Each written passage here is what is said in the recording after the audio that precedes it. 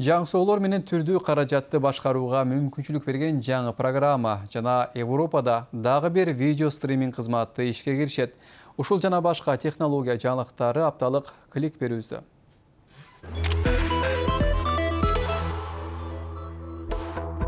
Британиялыктар эми башка стриминг кызматына кошулууга мүмкүнчүлүк алышты. Өлкөдө Paramount Plus кызматы өз ишин баштап, жылдын айына чейин Европада да ачууну көздөп турат. Эксперттер адамдар аталган платформага кошулуу үчүн акча төлөйбү деген суроо узатышкан. Бирок анын премьерасына келген белгилүү жылдыздар мындай кызматка ишенич артаарын билдиришти.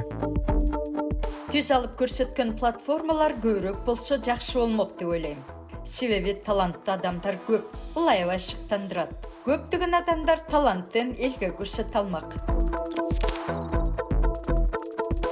Учурда биз мурдагы жашоого кайтып, үйдөн эмес кеңседе иштеп калгандыктан Zoom'ду көп деле иштетпей калдык. Бирок видео жыйын үчүн популярдуу болгон мындай программа өзүнүн жаңы версиясын чыгарды. Zoom One деп аталган каражаттын жыйындан сырткары баарлашуу жана бизнес кардарлар үчүн автоматтык түрдө түрдүү тилдерге которуп берүү функциялары бар. Лондон колледж университетинин студенттери түрдүү компьютерде иштеген колдонуучулар үчүн каражатты жаңсоолор менен башкарган программа ойлоп табышты. Ал веб-камераны колдонуп, колдун, баштын, жүздүн же бүтүндөй дененин кыймыл-аракеттери аркылуу эмнени айткыңыз келип жатканын биле алат. Motion Input V3 деп аталган программа учурда App Store тиркемесинде жеткиликтүү болуп калды.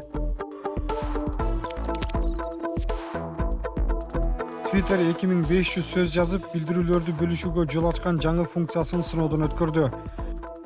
Аталган социалдык тармакта адатта 280ден ашык белги жазууга болбойт эле. Жаңы функция аудиторияны Twitter'дин эко түзүмүндө кармоону көздөйт. Окурмандар билдирүүнүн темасын көргөндө шилтемени басып кеңири окуп чыга алат.